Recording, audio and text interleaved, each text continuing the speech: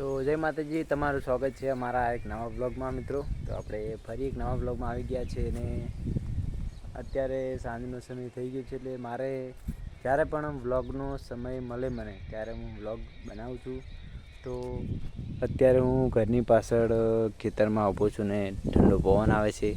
તો અત્યારે જો અમારા પાડા અને રેડલી અને ત્યાં પણ ગાયને ભેંસો બંધેલી છે. તો આ એક સાંજનો સમયનો એક નજારો છે. તો તમારે પણ કેવો અત્યારે નજારો છે તો તમે પણ અમને કમેન્ટમાં જરૂર કહેજો મિત્રો.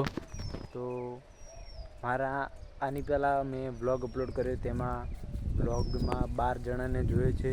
તો મિત્રો તમે મને આવો સપોર્ટ કરતા રહો, કારણ કે આપણે હાલ અત્યારે નવી ચેનલ છે તો વ્યૂ ન આવે મને ખબર છે.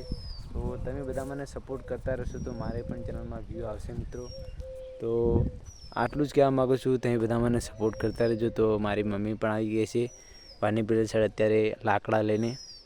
તો હું બધાના વચ્ચે તો બ્લોગ બનાવતો નથી, કારણ કે મને શરમ આવે છે. તો આવા જ બ્લોગ બનાવશું મિત્રો. તમે બધા મને સપોર્ટ કરતા રહેજો અને ફરીશું મળીશું એક નવા બ્લોગમાં. જય માતાજી.